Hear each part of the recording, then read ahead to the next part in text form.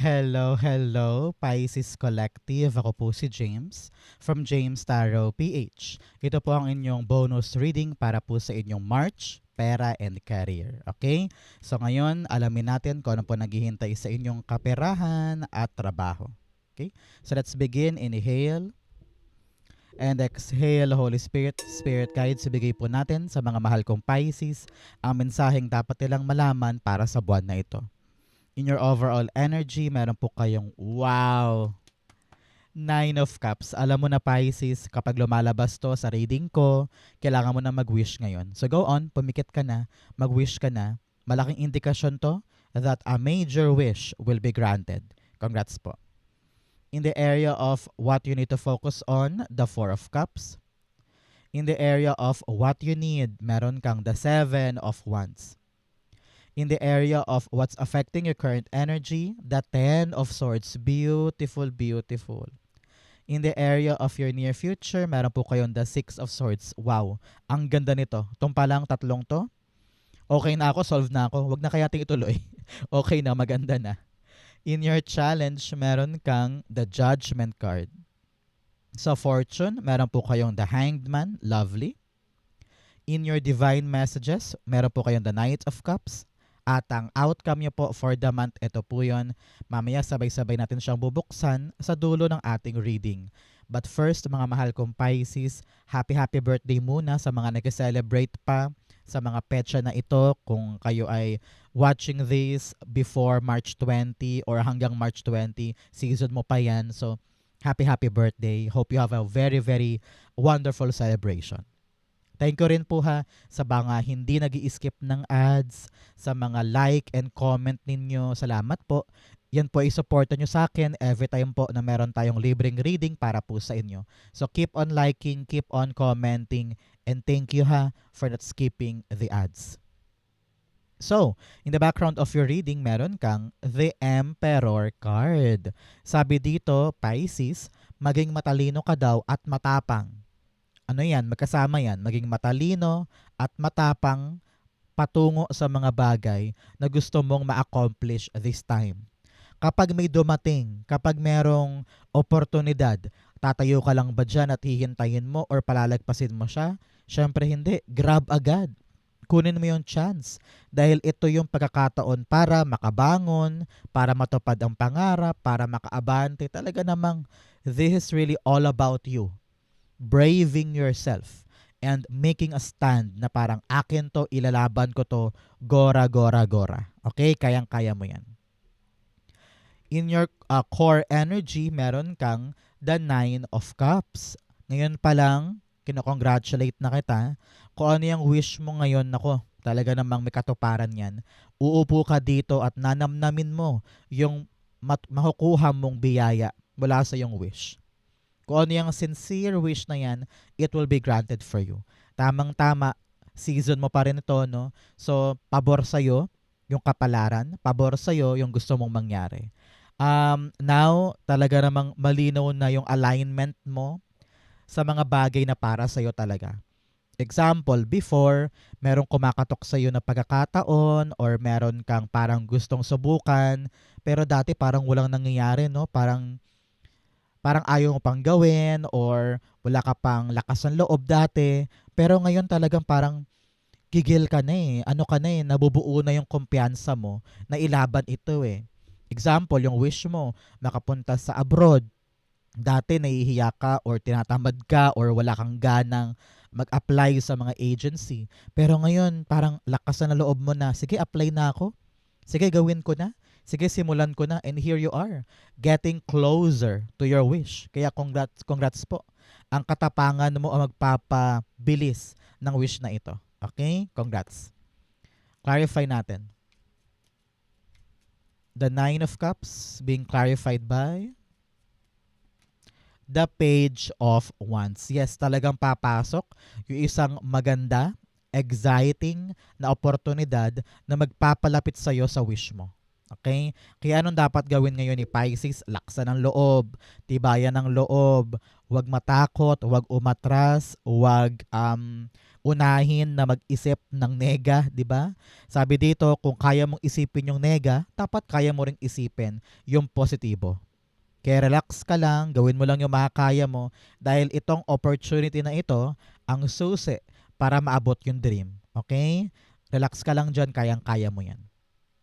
So, Pisces, ano ba tong mga pera wish mo at career wish mo? I-comment mo na yan sa baba, no? Para matupad and i-manifest natin sabay-sabay. So, comment down below, it will happen for you. In the area of what you need to focus on, meron po kayong the Four of Cups.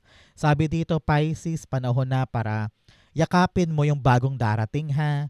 Huwag ka na masyadong manghinayang dun sa mga bagay na walang nangyari, natapos, no? Na talaga namang kahit anong ginawa mo doon, wala ganun talaga hindi para sa atin, no? So magalak ka ngayon, ma-excite ka, dahil talaga namang maibibigay sa iyo si God na bagong bagay. Kaya anong dapat mong gawin? Be receptive, be open. Yung para bagang sa starting point ng marathon, talagang handang-handa ka ng tumakbo. Dapat ganun ka ngayon Kung ano yung aabutan mo, kung ano yung darating, handa mo siyang yakapin at tatapangan mo ang sarili mo na kunin siya. Parang ganun. Okay? Clarify natin. Sa Pisces, saan po kayo nanonood ng ating reading for today? Comment down below. Saan parte po kayo ng Pilipinas o buong mundo nag-enjoy ng ating special pera and career reading? Four of Cups, the Seven of Swords. Yes, sabi dito, do not doubt yourself. Do not hesitate. And do not steal your happiness. Okay? Huwag mong nakawin yung pagkakataon sa sarili mo na magkaroon ng mga bagong bagay. Alam ko marami kang trust issues, marami kang takot, marami kang alinlangan. Maybe because nadala ka na sa nangyari sa'yo before. Na naloko ka, sinaktan ka, inaway ka, ganyan, toxic doon. Pero wag mo laging isipin na mangyayari yon sa mga bagong bagay. Okay? Tama na daw, Pisces, yung kakaiwas, kakalayo, gagawa ka ng mga excuses. Harapin mo tong bagong bagay na ito. Yakapin mo. Bigyan mo ng chance at baka makita mo na ito pala yung para sa akin. Okay? Importante yan. In the area of what you need, meron kang the Seven of Wands. Si Seven of Wands, sinasabi dito, Pisces, na kailangan talaga nating labanan yung ating sariling mga insecurities, yung pansarili nating mga takot, yung ating mga pagkakaduda or anxiety or overthinking. You need to stand up. Talagang laban, susugod tayo. At kahit anumang problema ang dumating or obstacle, ipapanalo mo ito. Okay? Kapitan mo ang skills mo. Sabi nga, hindi naman daw dadapo sa iyo yan nang walang dahilan. Ibig sabihin, kaya sa iyo binigay dahil kaya mo. No? So defend this new opportunity, ipaglaban, prove to them na talaga namang kayang-kaya mo itong ipanalo or ipagtagumpay, di ba? At dito lalabas yung tibay mo, lakas mo, at lahat ng skills. Kaya defend, ilaban natin yan. Okay? Seven of Wands, clarify natin. You have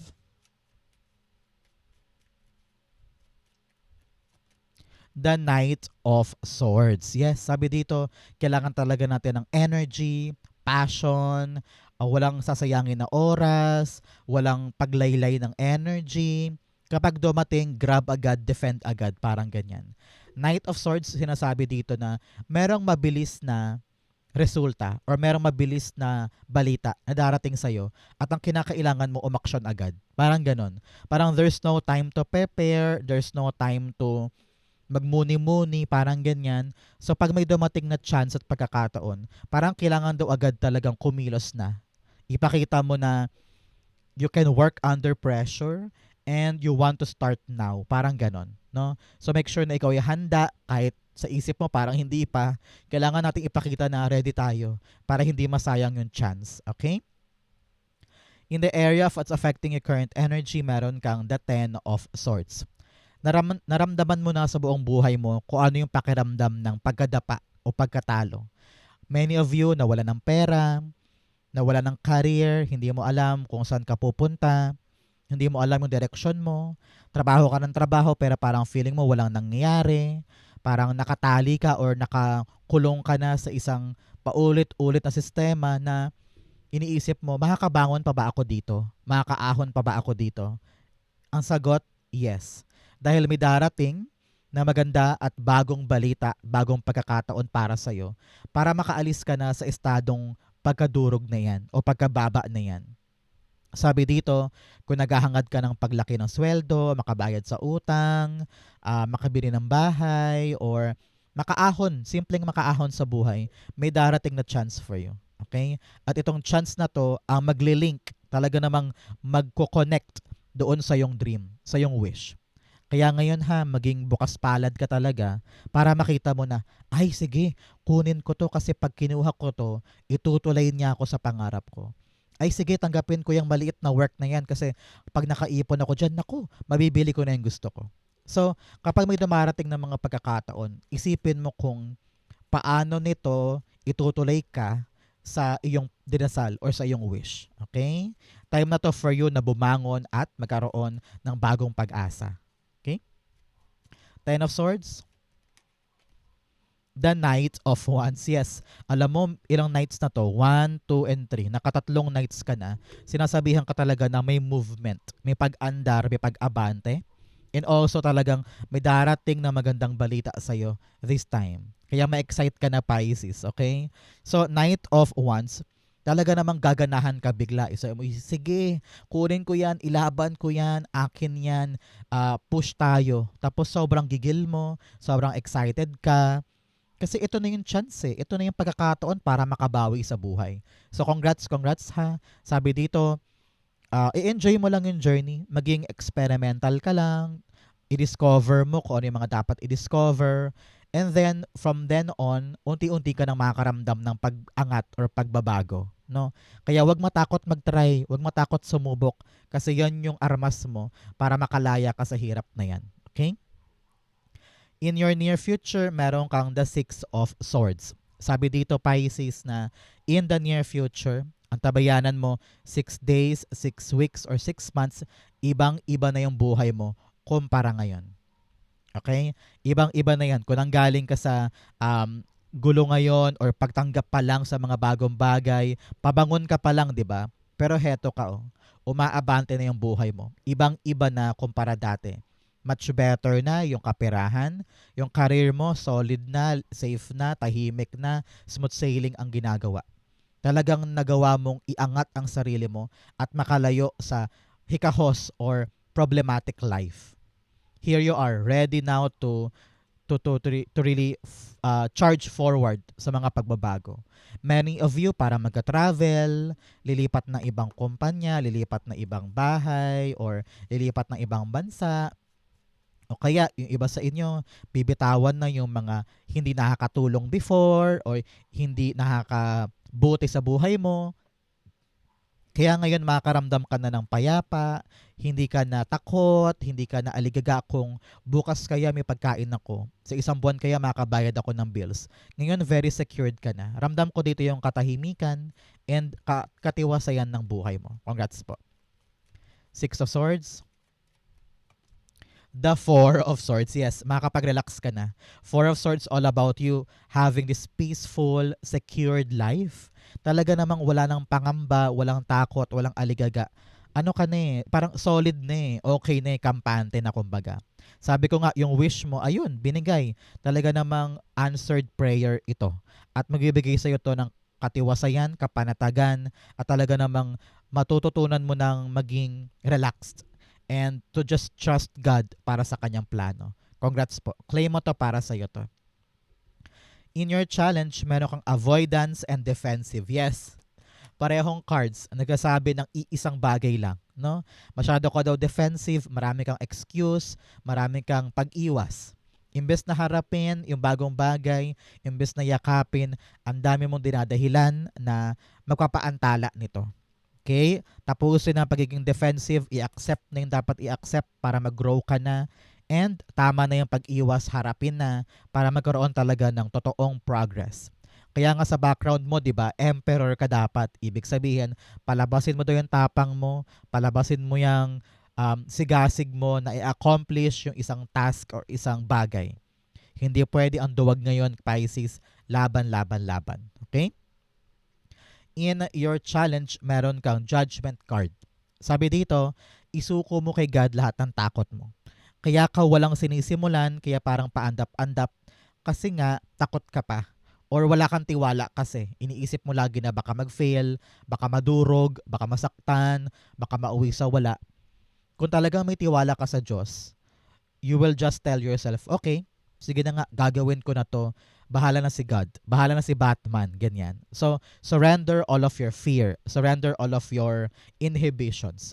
At gawin mo na yung isang bagay na alam mong kumakatok sa'yo. Na dapat mo talagang aksyonan. Dahil yun ang tamang direksyon. Okay? You need to wake up. Wake up, Pisces, and take action. Judgment card is being clarified by the Ten of Pentacles. Sabi dito, umaksyon ka na para sa mga bagay na pangmatagalan. Okay? Umaksyon ka na para sa mga bagay na alam mong long-lasting ang epekto para sa'yo. Kung ito man ay career move or pagbabago pagdating sa paghawak sa pera, no? These changes or this realization na parang, ay, ganun pala, ay, ganto pala, aksyonan yon. At kapag inaksyonan, ibig sabihin, itinama mo na. At kapag itinama, long-lasting yung balik sa'yo nito. Long-lasting abundance, paggaan ng buhay, pagbuti na yung sitwasyon. Okay? Importante yan for you. In your fortune, meron kang choosing your path, all is possible. Sabi nga dito, posible eh. So wag ka nang matakot, wag ka nang mangamba, yakapin na, wag mo nang iwasan kasi talaga namang posible kang magtagumpay dito. Ang kailangan mo lang talaga, kumapit, maging energized, at talagang kunin yung chance na simulan itong bagay na kayang-kaya mo namang pagtagumpayan. You have the enough skills, talent, and isip para ito yung mangyari sa'yo. Kaya do not doubt yourself. All is possible. You also have rejuvenating rain, clear the past, heal the present. Sabi dito, naku, pag hilumin mo na yung nakaraan mo, hindi makakatulong na parating meron ka pang hang-ups sa mga nangyari. Learn to really start to have a clean slate. At wag mong hayaan yung nakaraan mo ay buwagin or sirain yung meron ka ngayon. Okay? Sa fortune, ito ang maganda. Sa fortune talaga namang wala nang delay, wala nang antala, wala nang babagal-bagal, wala nang pagkahinto ng isang bagay. Aandar ka na ngayon dahil naliwanagan ka na. Kung ano yung mga issue before or problema before na parang hindi mo alam kung anong gagawin. Ngayong buwan na ito, tatalas na ang isip mo, mabubuo na yung kumpiyansa mo dahil you will now know what to do. Okay? Kaya wala nang delay dito, wala nang antala kasi malinaw na sa'yo kung ano yung dapat mong gawin. So kung documents man yan, kapirahan o tungkol sa trabaho, makakaasa ka na liliwanag na yung isip mo, alam mo na yung sagot, alam mo na yung solusyon, aandar na. Congrats po. Okay? Napakaganda for you. Clarify natin, the Hanged Man, yun lumabas, the World card. Yes, World card sinasabi dito, completion, success, talaga namang mabubuo mo na yung dapat mabuo para makalarga na, para makaabante na. Narinig ko dito kaya nagawa mo ay dahil na-surrender mo na kay God yung takot. Yun lang ang harang sa iyo eh. Takot, kaba, alinlangan, fear of failure, fear of judgment, fear na baka magkamali, ganun. Kapag naalis mo lahat yun, na-surrender mo kay God, unti-unti mo na magagawa eh. Unti-unti ka nang makakapagkilos para ito yung makompleto, ma-accomplish, makalipad ka na ganyan. Some of you ay talaga namang bibiyahe sa ibang lugar, ibang bansa, or ibang career. For some, para sa iba naman, talagang panahon na to para kumawala ka na sa shell mo, no? Talaga namang mag-shine ka na para magawa mo na yung matagal mo nang nakabinbin dyan. Okay? Time na for you to explore the world and level up. Congrats po. Claim mo to para sa iyo yan. In your challenge, meron kang prosperity lies ahead. Sabi dito, talaga namang may biyaya at pag-unlad at talaga namang kasaganahan na naghihintay para sa iyo. Claim mo to para sa iyo yan. You also have the answers you need are coming. Yes, yung mga tanong, yung mga duda, yung mga alinlangan, lahat ng yan masasagot na this time. And everything now makes sense. Okay? Marirealize mo na parang, kaya pala ganun. Kaya pala ganyan. Kaya pala hindi ko nakuha yung mga yon dahil dito pala ako dapat pumunta. So everything will fall into places and you will now understand everything. Okay? In your divine messages, meron kang the Knight of Cups. Sabi dito, Pisces, kung gusto mong pumasok yung offer sa'yo, kailangan ikaw muna ang unang mag-offer. Ano ibig sabihin nun? Halimbawa, naghahanap ka ngayon ng bagong trabaho. Hindi naman papasok ang trabahong yan kung hindi mo i-offer ang sarili mo, di ba? I-present mo yung sarili mo, mag-apply ka, ayusan mo ang sarili mo, maghanda ka ng resume. You should present yourself, offer yourself para bumukas yung mga pintuan. Okay? Panahon to for you to give your all. No? Kung meron kang gagawing bago with this new opportunity, kailangan ipamalas mo daw yung husay mo. Your best version. Do everything that you can para bumalik sa'yo yung magandang outcome niyan. Okay? Parang ganyan. Knight of Cups, narinig ko rin dito, mahalin mo daw yung gagawin mo na yan para mahalin ka rin pabalik. Okay? Knight of Cups. The Five of Wands. Yes. Sa kabila ng maraming taong kakompetensya, narinig ko dito yung balak mong pasukin na lugar na yan or pagkakataon na yan, marami ring tao sa paligid ang gusto din yan. So, marami kang kaagaw, marami kang kakompetensya. Pero ngayon, kung talaga namang gagalingan mo, you will present yourself the best way possible, maaaring manalo ka dito. Ikaw ang chosen one. Ikaw yung best person for this. So, wag kang ma-intimidate sa mga tao sa paligid, sa mga conflict or sa mga pagkalito mo, baka inner conflict din ito. Kayang-kaya mo yan. Basta harapin mo lang na may genuine love, genuine intention, and genuine na pagtingin dun sa gusto mong ipanalo. Talaga namang kakapit sa'yo yung magnet ng swerteng yan. Kaya wag ka na ma-intimidate, kayang-kaya mo ilaban yan, papanalo mo to. Okay? Congrats po. Outcome mo yan, but first bigyan mo na kita ng fortune cards. You have Horseshoe, good luck. Wow, meron ka daw magandang swerte this time. I-claim mo to para sa'yo to. Tingnan mo naman, horseshoe ito. Ilan yung knights natin? 1, 2, and 3. Tatlong knights, talaga namang puro kabayo. Maswerte ka this time. May movement. Congrats po. You have pineapple, reconciliation. Meron daw pong pagbabate or pag-aayos with someone na nakaalitan. That is an indication of good news. Claim mo yan. You also have fair woman, babae daw po na maputi or mistisa or maputi ang buhok. Nako, may concern daw po sa kanya, kausapin mo siya. You also have dog barking, advice from a friend. Makinig ka daw po sa payo ng iyong kaibigan. Okay? Be open-minded, buksan ang tenga, balansehin mo para makita mo kung ano yung punto niya at may apply mo sa sarili mo. Okay? Ang outcome ni Pisces for March pera and career, the Queen of Wands. Yes. Now you are very confident.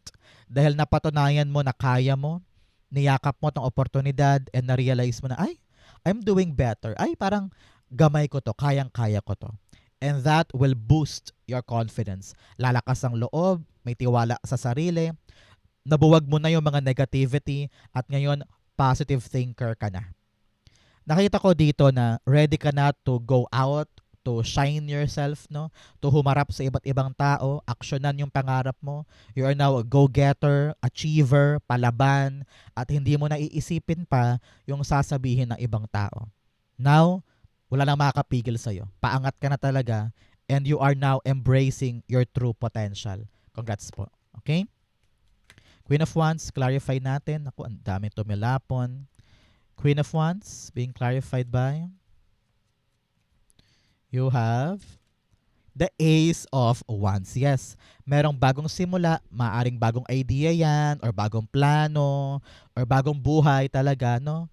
Nakita ko dito na ready ka lang tahakin yun. Nag-improve ka talaga, nagbagong buhay ka, nagbagong bihis ka. Sabi ko nga nung una, tapangan mo lang, pero ngayon confident ka na sa dulo, 'di ba? So, you have really a character development, no? Bagong buhay, Pisces 2.0 ito. Congrats at nagagalak ako para sa iyo. Saludo ako for you and I'm rooting for you. Congrats. This new life, new beginning, maging confident ka lang, iyong-iyo 'yan, no? Hindi mo na makikilala ang sarili mo from the past. Ibang-ibang tao ka na. And ngayon aanihin mo na yung bunga ng pagiging matapang na ito. Sa'yo ibibigay dahil sa'yo to nakatadhana. Okay? So do your best. Everything will work out just fine. Okay? So Pisces, yan po ang inyong March pera and career. Saan po kayo nakaresonate? Comment down below, babasahin ko po yan.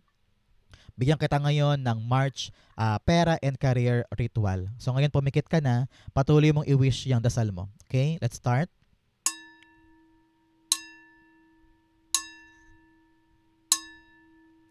Thank you, Holy Spirit, Spirit Guides, for the clarity and messages na dapat malaman ng mga Pisces today.